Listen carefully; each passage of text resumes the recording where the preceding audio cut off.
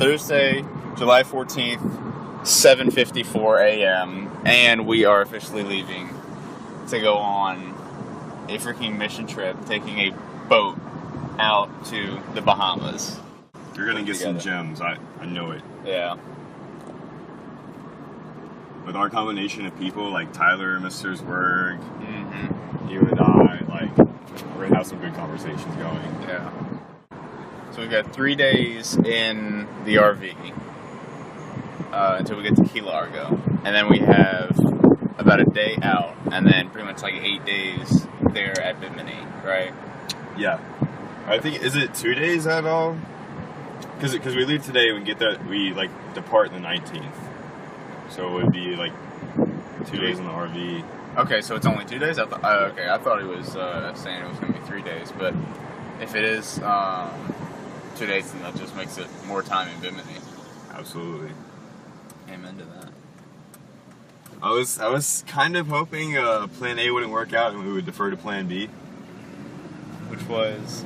I think Mrs. Berg talked about it at Tyler's party. Plan B would have been if they didn't give us a free, like, slip to stay in the marina. There's a bunch of islands that are about 1 day's sail away from each other. So we would have just island hopped the whole time. I remember that now. That would be pretty cool. Going to see the island of pigs where, like, the pigs eat fish and stuff. Like, that'd be pretty awesome. That would be so awesome. We even should do that. Why not? Just why not? I mean, we have, like, the ability to just go anywhere. Yeah. There's no roads, just, like... And there's no, like school administration, saying that, I gotta do this. It's like, you can do whatever the heck you want to do. Yeah, it's not like a field trip. Right. It's probably not open. Just need a toothbrush. That might help. Let's see. 8 a.m. It's not 8. Oh, that's so close. You can knock. True. Why not? It is 7:57, which is practically 8 in my book. I mean, it was 8 like 30 minutes ago in my book. Really? Yeah. You know me and my not desiring to get up early. Gotcha. So that concluded our little intro from when we were driving from Diamond Head to Ocean Springs. And here's a little clip of all of us on the RV driving down the road and having a bit of a religion and political discussion with a lot of really interesting and different points of views. So here you go. Right. Is he even really a sheriff? Exactly. He could just be wearing exactly. that. I was watching him as he was going through the store, to ascertain if this guy a crazy guy, is he going to shoot somebody up? Right. Well, and what would the policeman, who had 3 guns on his belt, not just one handgun, but 3, plus the taser, need an AR-15 for? Hunting? Because do you use AR-15s for hunting? Yeah, do you use AR-15s for hunting? Maybe. You do, you just can't eat the meat afterwards. You just can't eat the meat afterwards. But it was crazy because... Well, it is holy. There you go. But I was having this discussion with Jason Bates, and he's actually fairly reasonable, because he didn't come at me about, how stupid, all these people are, who are anti-gun and stuff like that. He was just giving an educated discussion about, because he's an avid gun owner, and he went through his whole plan. If there comes an invasion in his house, he's got 3 different places, he's got guns, he's got the setup, he knows exactly what he's going to do when. I mean, he's got it down, he explained everything. And he said, and I asked him, politely, why do you feel like you need an assault rifle and handguns and a shotgun? I said, what helps? And he said, handguns and AR-15 or something like that. He had an M4. It's going to do about the same damage, but he said he can get better aim with an M4, the assault rifle. And he said the reason being is because he doesn't want to kill anyone who would come and invade. He just wants to, incapacitate him and shoot him in the leg. And he said he thinks he can get better aim with an assault rifle than he would with a handgun. And so, I mean, I get that if you feel more comfortable with it, but But wouldn't you blow off somebody's leg? Yeah, if you did it like that. You're too close. Yeah, I mean, if it's a home invader, you're not shooting a target 100 meters away. Right, Yeah. right. He's in front of Right. you. That's true. Right. You're aiming Through your front door. And if it was me, if somebody's invading my home, I'm shooting to kill. Mm-hmm. I'm I sorry. can tell you though, I'm not the greatest shot in the world, Me either. but I can shoot someone in the leg with a handgun, Mhm. no problem. Yeah, yeah. No problem. I don't need And a also, handboard to do and that. also, even if you miss, you got the shot off. Okay, so I got him in the hip. He's still laying on the ground, going, "Oh, ow! What'd you do that for? You I'm in my broke front it. door for? Hello." Right. It was interesting though. To sell my product. So it was today. Would you like some of my product? But what was that stat, Tyler? I think you had mentioned in the group text that I think it's like point, then 4 zeros and then 2, so 0.00002% of all home invasions end up in a lethal shooting. And so, like the whole, you need it for protection, is more or less fear mongering Yeah, than it doesn't add up. Right. Yeah. No, statistically you don't, but if someone comes and invades your home, It's right. It's very then personal. Then it's different. Right. And Well, I can see owning a hand, and I'm not against guns in theory, but I can see owning a handgun. I can see owning a shotgun or a hunting gun. Mm-hmm. But I cannot justify an AR-15, an M4. I'm with Right. you. I'm like, A semi-assault- you don't need automatic an assault rifle. assault rifle. I Right. cannot justify that in the Yeah. slightest. Yeah, I agree with that. Yeah. And nor do I think that even with a handgun, I don't think you should have been able just to carry it out the store. Yeah. Right. I mean, there was no box. Yeah. What happened to Yeah. the 3-day waiting period and stuff like that?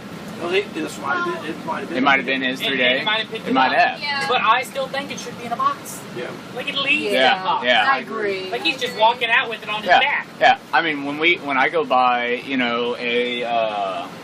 a shower curtain for my shower, It's it's in not a like I box. just take the You stock just- one. Package. Yeah, it's Yeah. in a packaging, You know, just take the box. Which is, that's ludicrous. Mm-hmm. Buddha. Sorry, I had to do that. And he's right. You don't know what that man was thinking. But now you've armed him. And Yeah. he doesn't even have to open it. No. Like, at least if he was crazy, he would have to open the box. Mm-hmm. Make him do some work for it. Right. Well, and it would alert people. This kind of desensitizes people to the fact that people walk out of there with great big guns. Right. Yeah. Exactly. I mean, if you walked outside and you saw someone opening an MR4 on the side, you're walking the other way. What Right. did you say the other day Another about thing, people and I didn't think about it while I'm standing there talking to him, but, with all the crap that's going on and people killing, cops and everything, that's not really cool for him to be walking around with that big old No, thing it's like not. that. It's kind of like putting a Right. target on your back. Yeah, I wouldn't. I mean, with that whole, that comes with the whole can of worms, the Black Lives Matters, the All Life Matters, the Blue Lives the Matter. Blue Lives Matter, the cop, I mean, it just, It's us against them. Right. Yeah. and it's really not that at No, all. but No. it devolves into that. Right. Well, and it's like what I was posting on Facebook when it first started happening. I had mentioned that at least look at it humanely. That after the videos came out, and what's crazy is these are videos of the person getting shot and then dying on camera. And it's all over social media. And I said at least we can look at it humanely and say, give this guy a chance. He may not have deserved to be shot with 6 hot pieces of lead in his chest. Yeah. And at the end of it, I was like, I get it. He may be guilty, may have lots of problems, We don't know the facts, but at least look at it from that standpoint. Yeah, I see that. But in America, I mean, in times of need, a deputy of the law can kill. That is there. But that's not in times of need. Right. I don't think That's that not in times of need. a deputy of the law can shoot you lethally in times of need. Right, but- Like if they're armed, Yeah. but in a traffic stop, 6 bullets in the chest is not a time of need. No. Right. Even if they were And guilty, even if they were holding tons of drugs and illegal aliens or whatever you want to call it, illegal, Right. they, if an American citizen, still deserve due process. And then they'll just spend the rest of their life in jail. Yeah, Right. But I mean, if they do a traffic stop and there's drugs and the guy pulls out a Sure. weapon, And his then life is threatened. Yeah. You know. But this thing with 6 cops standing around one person and you don't know if you can't tell if they've got a gun and they're just shooting them. You know. Well, you see, even if he pulls out a gun, a cop should be trained to disarm rather than shoot. Right. Shooting should be the last resort.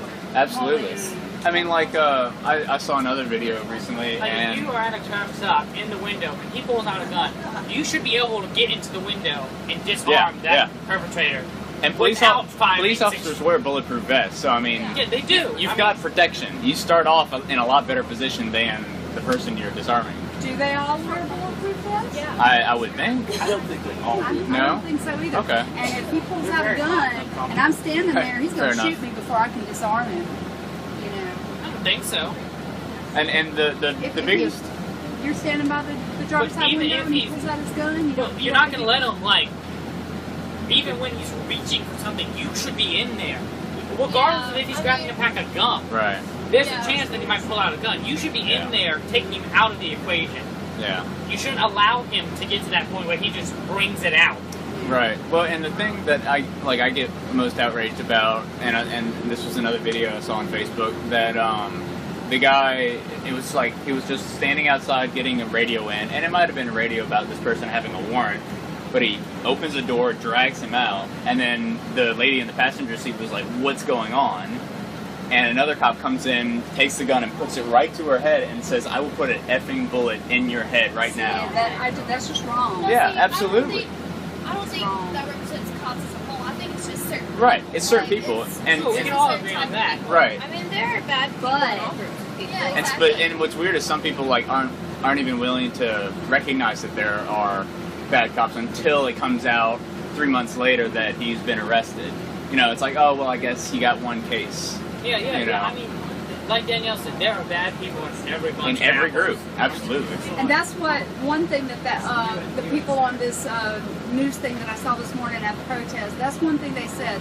They said, all cops are not bad. We want to recognize the ones that do their job and do it Yeah. well, And that was coming from a black lady, and I was like, Yeah. But inherently, just like the Supreme Court, everyone has a bias. And if you are a racist cop, you are more likely to shoot Right. someone of different ethnicity than Yes, you. that's true. Point blank.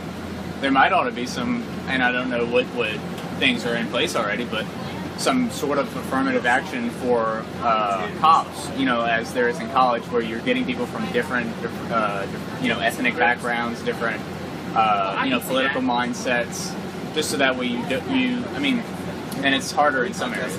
Huh? Yeah. Everything is recorded. And so, as colleges do, just to try to increase diversity, to try to, get different people with different. Because you could get a cop that is a Black Lives Matters endorser and believes that all white people are racist and is going to pull a gun on a white person. Same thing. It's the exact same thing. There's no need for either of those. Which is why I think inherently the training of cops, the control of cops in terms of like a higher authority in the hierarchy, should really be vigilant for those kinds of things. Absolutely. You need unbiased cops. You can't have a biased cop. Right. It's just sad that a few people that are prejudiced ruin it for everybody. Yeah. Because I have talked to so many blacks just in the last few days, and they are not in this And that mix. exactly. Right, And, right. And that stems from the superior race, quote unquote, deeming that group bad because of a few bad individuals. Yeah. Like the Muslims. Because a few Islamic terrorists are bad, therefore the whole Muslim religion is bad. Right. Right. It happens all over the world. And then you have confirmation bias that people will say that and then look into the religion and then find the little nitpicky you have things and say, confirmation bias. well, look, this shows it. You can do the same for Catholicism. Buying a white car, you notice all the other white cars. Right. Right. Look at the Westboro Baptist Church. Exactly.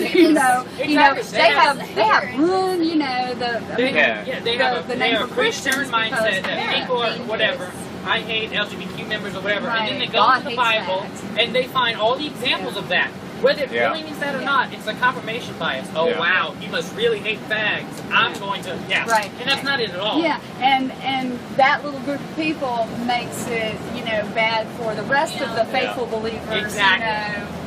Or the one Christian that goes and blows up the abortion clinic, or whatever. It's But like, I think it's definitely a social thing, though. Because even though there are Christians who blow up abortion clinics and all the Westboro Baptist Church, all those things are separate from the other Christians in the Baptist Church. Absolutely. That's what I'm saying. They kind of give things a bad name, I don't think so. It's like a few black people giving every black people a bad name because they're like, Sure, I can see that, but I can't see people saying all Baptists are bad. Yeah, people specifically refer to the Westboro Baptist Church as bad. Right. I don't know if they have, the whole it's religion. less of a social aura around Baptists that are bad. You know what I mean? Exactly. Just like with in terms of religion, even though there are Christian terrorists, I've never heard someone call the Christian religion a fear-mongering religion. Right. And let me interject one thing.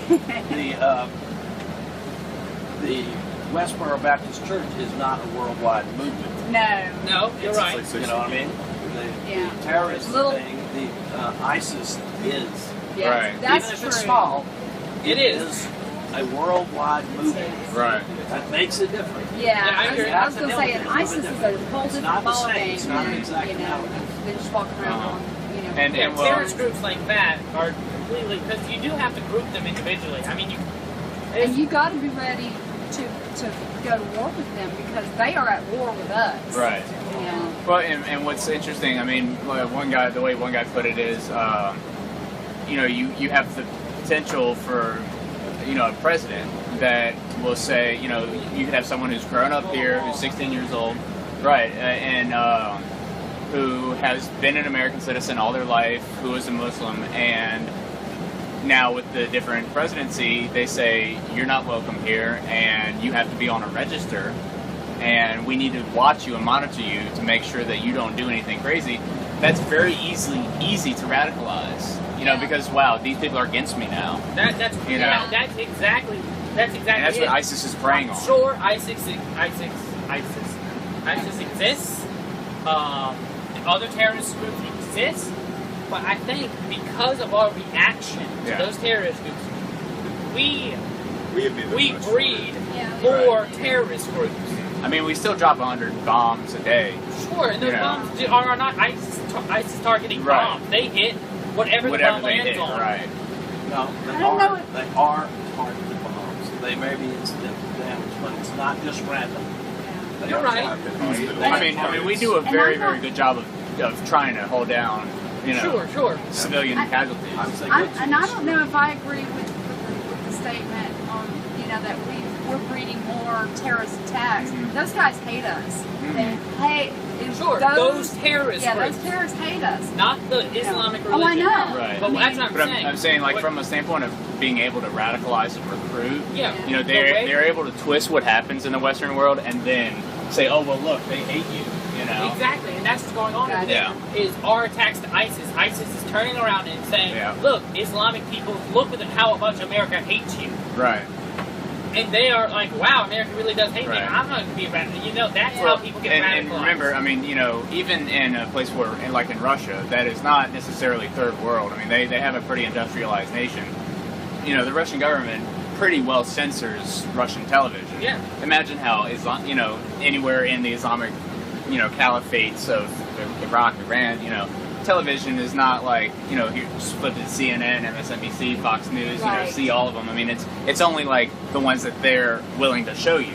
Exactly. And so, I mean, it's very easy. That align with their views. Right. And that's why we're lucky that we have everything from Fox News to MSNBC, and it's not just, like government news, and that's the only news, because it'd be so easy to twist whatever happens. And that's what's happening is these terrorist groups have gained momentum in their countries and have started to convince other people that we, as Americans or as first world countries trying to protect ourselves from these terrorist groups, not only hate the groups, but they twist it into we hate all Muslims.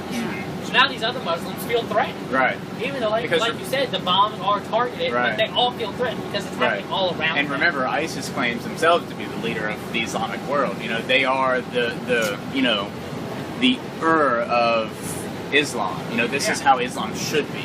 You know, even though you ask the other 99% of Muslims in the world that are following the religion as a very peaceful and reasonable religion, you know, they're like, no, that's not what it's supposed to be. So there's a definite split in all religions, but most apparent in Islam, just because of the radicalized and the non-radicalized. I mean, well, and its location. If Christianity were in the Middle East and Islam was the westernized religion, it would be the same thing. You know, especially both of them being Abrahamic religions, you know, that are based off of pretty much the same principles. The only difference is where the Islamic faith is based now has a lot of political, motives besides the religious. Right.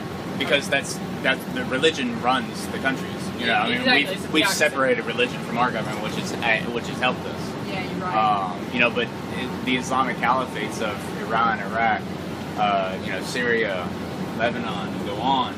Now that you mention that, I think that's the most important thing is we've separated, or we have tried done our best to separate God from the government. And I think even if it was switched and Islam was a westernized religion, and they separated, and we did not, it would be the same. Mm-hmm.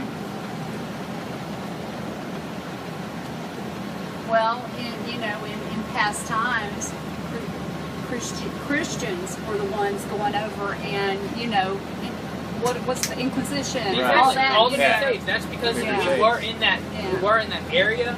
Our government, for the most part, was ruled by a pope. Yeah. It was very theocratic, and so was theirs.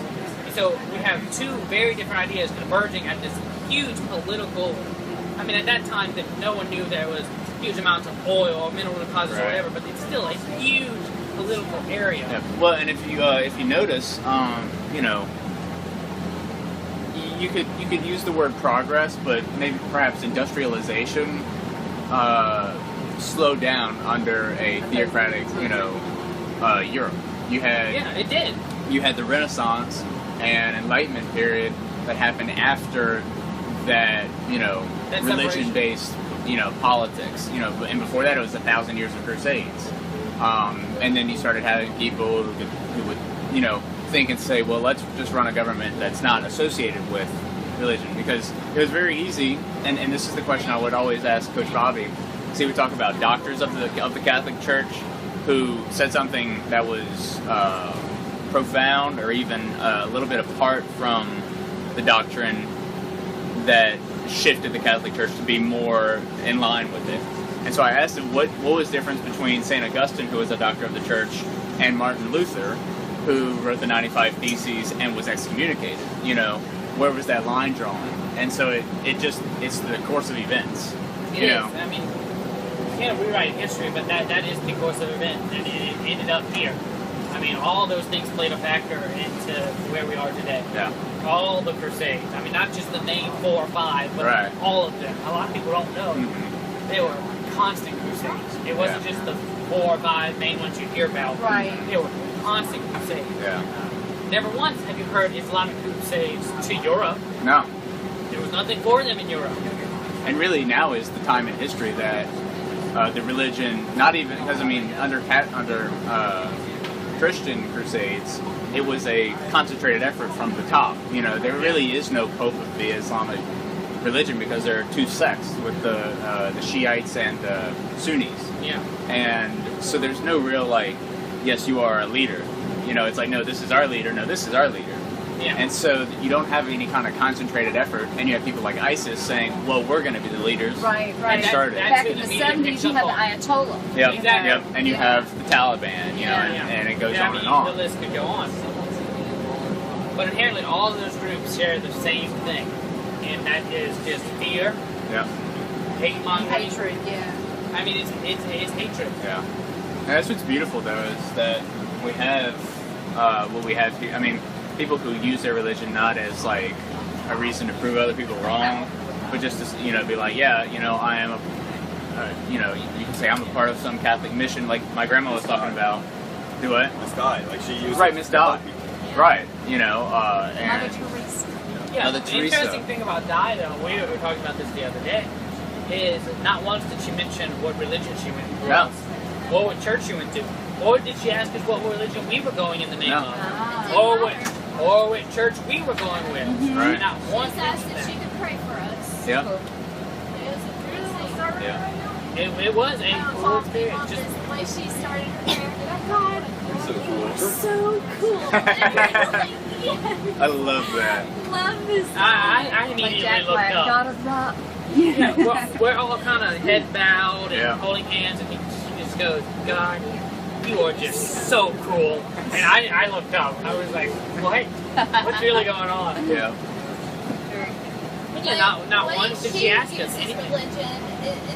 It's amazing. Like, it doesn't mean I'm very open-minded to religion. I don't have a problem with it. But I don't want to go to church or anything like that. But the way she uses religion, like, I could get into that, like Yeah. how she does it. Yeah. This is just more helping people. yeah, Well, let's draw this back to the kind of mob hive mentality we're talking about with these protesters and Black Lives Matter movement.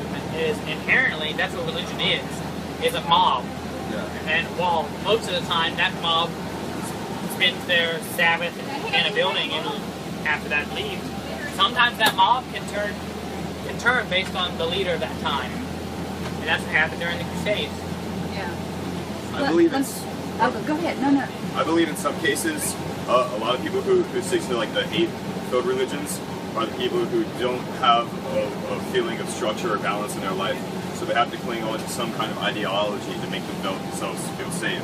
So put all of their interests in a leader or a grand person or grand entity to decide their morals and their values for them instead of themselves choosing their own way to move through life.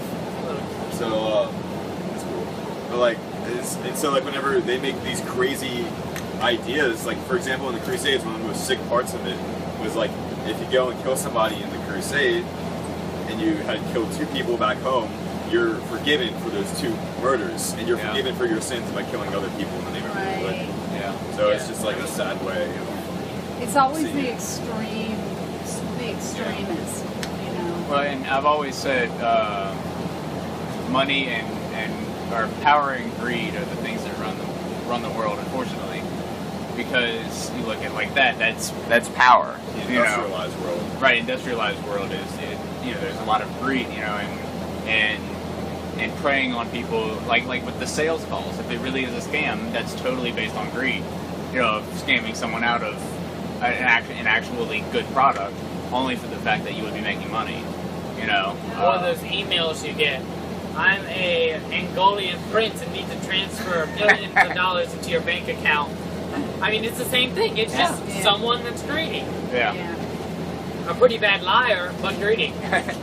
Well, let me read y'all something. The other day I was at the mall, and y'all might have seen this on Facebook, but I was at the mall, and there was a black lady cleaning the bathroom. Okay, that was her job. And so I put on here, I go, I just had the best exchange with a black lady cleaning the bathroom in the mall, Miss Diana. We were talking about all the crap in the world, and I said, it sure is good to see your smiling face, smiling happy face with all the stuff going on. And she said, honey, we just got to let God deal with all that. That's his job, and I don't even think he's hiring, so I'm just going to let him handle it. And I was like, what an attitude, especially with the job she had. She made my day. But it was, you know. Sure, I can see that attitude. Yeah, I can see yeah. the hope and I can see the faith. Yeah. But you know, in the reality, if she doesn't do anything, nothing will change. Right. If she just says, let go and let God, nothing will happen. Yeah. Right. But Absolutely nothing. I'm sorry, but it won't. Like, if he were to let go of the wheel and say, Jesus, take the wheel, you know what would happen? We would all crash and die. Well, and like the I think the way that I've used, at least my personal denomination and let go, let God is it, you know, and you can take it from a totally not theocratic basis that, you know, there's a faith that you have, a destiny, and this is what I've always made it akin to, is that, you know, you're going to end up somewhere. It doesn't matter. You know, I mean, hopefully we end up in Bimini. Hopefully. I'm not going to jinx it, but hopefully that's where we end up, you know, and we could pray that we're going to end up there. And if that's just ultimately our fate, we could equally say, you know, it's his choice whether or not we're going to end up there. You know, so it really... Yeah, I can see that. And But, I can see... and what I'm saying from that is just trusting that there's some things that you can't control, but I think asking him to control something that you can control, you know, is like you said, letting go of the wheel and just saying he'll take it. Yeah, because he won't.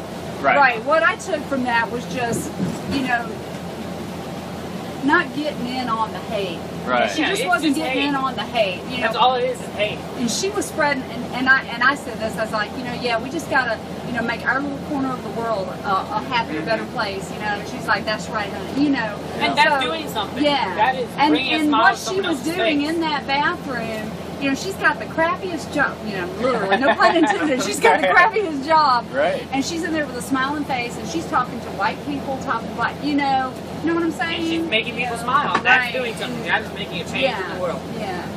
It's interesting, those people. I think religion is used a lot in terms of hope, in terms of things you can't understand, things you can't control. I mean, I think it's a great basis for people to have hope, have faith. Yeah. And it's not necessary. But it's not my thing. But some people need that faith. Some people need that hope that it's going to be a better tomorrow if I just have faith. Well, and like you said, it's not necessary. You know, I mean, you can go your entire life with your own hope. You know that. Yeah, I mean, I've met hopeful atheists, hopeful agnostics, hopeful. I mean, every single person has their own way of hoping, and that's all it is a way to focus your hope. Is a faith-based. I don't know. Especially in church, it's a group-based thing. Not only are you hoping for what you're going to do, and hoping we get the benefit or we do this, but you're hoping as a group that the church succeeds, that our fish fry this Lent does well so we can feed the homeless or whatever. And it's a communal thing. You come together and you all share a hope. Yeah. People like that. Yeah. People are drawn to those close bonds that form there. But I think in the end, it is just hope. Yeah. Yeah. It's, you know, and I'm not trying to like bash religious people, because I mean I was in the Baptist church. I raised my kids in the Baptist church for 25 years, and then I jumped ship. But what bothers me is like on Facebook the other day, one of my friends puts on there, please pray for my sweet husband. He's got an exam tomorrow. You know, blah blah blah. Right, and I know, you know, I understand I understand what they're asking. Right. But you know, to ask people to pray for something like that it just bugs me. Yeah, you know. Exactly. Thank you. Exactly. It's a hope thing. I hope he does well. Yeah. Right. But if you pray, it's not going to change his story. Right. If he spends all night praying, he will fail. Although I will say, having a hopeful attitude helps. Yes, it does. Everybody needs to have hope. Oh, absolutely. I mean, I have it's a kind of hopeful like the attitude, but I'm optimistic, not a believer. pessimistic kind of Exactly. viewpoint. It's got to be. The optimistic viewpoint moves you forward. The pessimistic viewpoint Absolutely. keeps you. So, a hope versus no hope, or faith versus no faith, often leads to the same. I agree. Yeah, absolutely. I have a tripod. We are making a wonderful podcast right Look now. at the veins in my feet. Oh my God, Yeah. are you recording all this conversation? Yes. Oh my Yeah. Well, we have a podcast that we post online, Oh and my so God. Oh, she's got the crappiest job. No pun intended. Bonnie the Blue Jay strikes again. Danielle, I didn't know he was recording all that. I hate to bug you, but can we switch so I can fix that seat? I guess that's an answer. I guess you got your answer, didn't you? Like a cat. Socks. Yeah, really. All you have to do is scoot over to the left.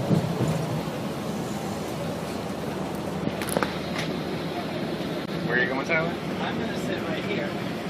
I don't know. Sometimes I'm just baffled by some of the crazy ideas I'm gonna take Tyler's because they were born into certain ideas. Oh, And yeah. I was that way because I was born into certain things, but like Right. as I gained more questioning ability and the ability to like think critically about things, I was like, wait a second, these ideas are just really, really weird.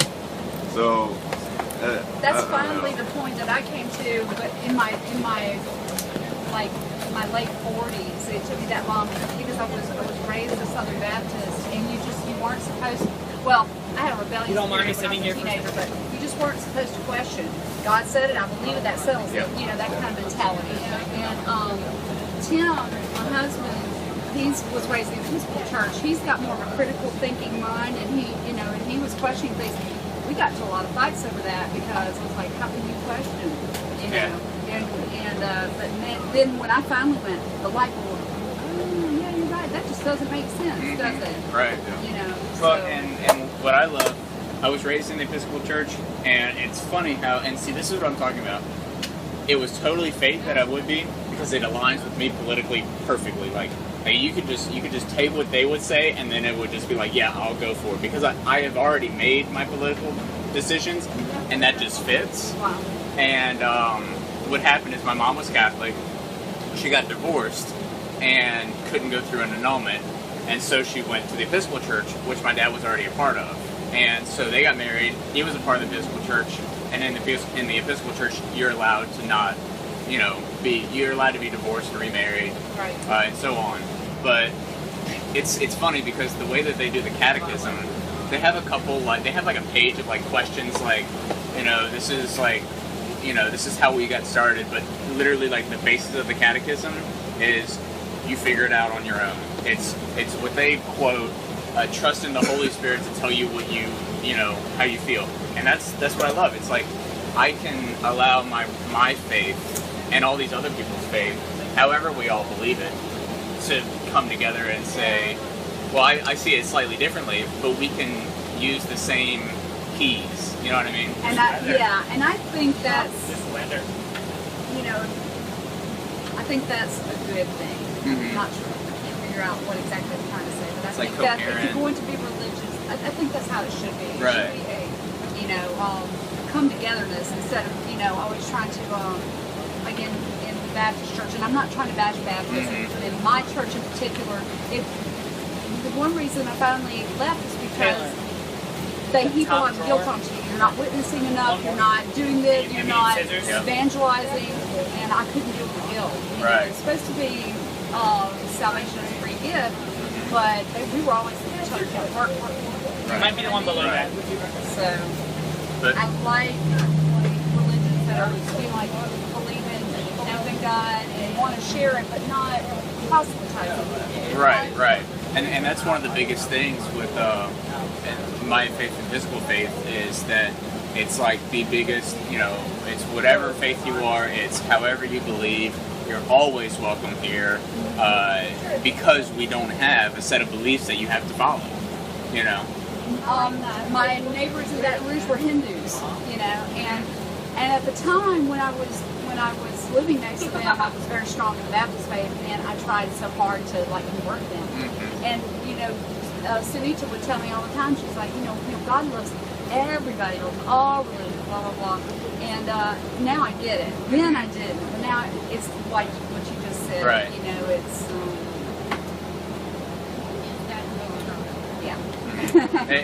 and that's what's crazy, like you said, it's like now, I see, because one of the things that I love about politics and religion is that it doesn't matter how much you try, you're probably not going to convert anyone, everyone makes their own decisions, and so, I try to say things that support what I say, and I try to enlighten people to reasons that I have found that would support it, but just telling people that you're wrong, I'm telling you I'm right. It's kind of like with what Trump is, always saying. He's like, listen, we're gonna do it great. It's gonna be wonderful. We're gonna fix it. There's a big problem. We're gonna fix it. It never tells you how we're gonna fix it. right. It's just we're gonna fix it. It's all gonna be done. Don't worry about it. We're gonna make America great again. And it's always just, it's just gonna be done. And the thing is, it's so easy to say that when you get in office like that, but you and I both know, there's so many wires Oh yeah. that are connected that you have to just Look at how do you do it. And, Right. Look at the last 2 years of Obama's presidency has been totally different than what he would have expected with a Republican Congress and a Republican Senate, And it's just, wherever your political beliefs align. You know, it doesn't matter what's on his agenda. You know, they can try different things, but you know, ultimately it's going to work out one way or another. You know. Speaking about the religious topic, like I remember one time I started to learn. I saw this this documentary about something called mysticism, which is basically you think that like the most important thing is love, and like everything's connected in some way. Like the universe came from the Big Bang, everything started from this one single point. Every single religion goes back to that one point. It all started. Everything that matters is the only thing that matters is love. Like every single major religion started out saying the same thing. Mm-hmm. And I remember like when I still I still participated in church because it was my culture and I was born into it, whatever. But like when I still believed in like a certain entity or something, I was like, wait a second. If all of these different religions say the same thing, what if I'm worshiping the wrong God? And then I realized, wait a second. If I'm doing the actions that it says to do, I wouldn't be wrong anyway, because that's what matters is if I realize that I'm connected with everyone else I come in contact with, and if I spread love, that's all that matters. That's all that matters. But like, institutions are self-serving, and so they'll make rules and regulations and concepts that make people stick to the religion. So, an example, in Catholicism, they want you to have as many kids as you want, or as many kids as you can to get more members. Yeah. Or it's a sin to leave the church because they want to keep you in their grasp. They want to keep you stuck there. So. Yeah, I was a Christian Catholic and raised Baptist. Like two of them. But what was I going to say? Talking about just facing. And one of the thoughts that I had, because it was interesting. We've been doing this podcast since January, and thinking about different things and using kind of what happens in our daily life, you know, to put it together. And one of the revelations I had while we were actually sitting in church one day at confession was I felt like religion, and I chose the words very specifically. It's an indirect conduit to ethics and morals and stuff. And the reason why I say indirect is because you can very easily just say, you know, there's no religion and just be ethical and moral. You know, other people, it's that easy. Right. You know, and so it's indirect, you know, and there's another word that I used, I can't remember exactly what it was, but, you know, it's meant for that. I believe it's like a language. You know, I speak English, someone else might speak Spanish. It's because of where we were raised. You know, it's not one is right or one is wrong. You know, it's just, it's some kind of conduit to a certain way. Language is a conduit to communication. I believe religion is just a conduit to being able to love people, you know, use morals, use ethics.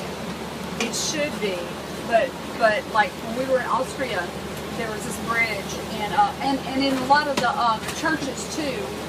All right. There were like pictures, all, you know, like murals, paintings, you know, of like certain things in the Bible, you know.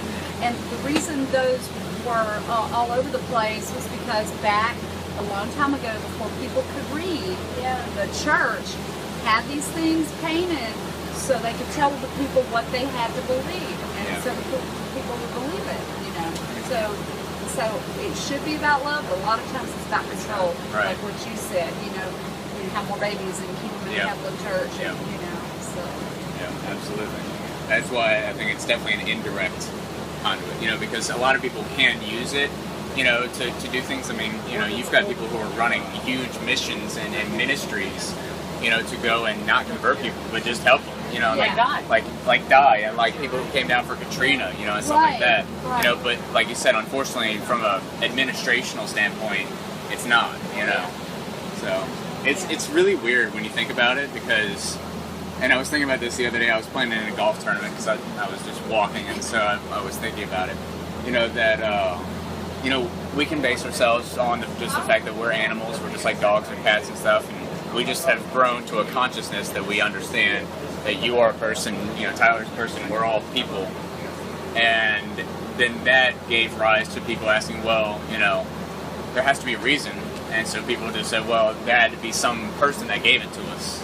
Right. And then it all started. You know, I mean, there's no reason to believe that there's some kind of ultimate being, ultimate place. You know, I mean, we're in Florida. We're in Florida. That's just it. Our bodies are in Florida, and we are cognizant enough to realize that we're in Florida. But Florida is a decision that we made. Right. This is just land, but we decided this is Florida. Right, and We did not up our way to Florida. We drove to Florida. We burned What was gas that, Mrs. Rory? all the way to we Florida. didn't hope to Florida. Right.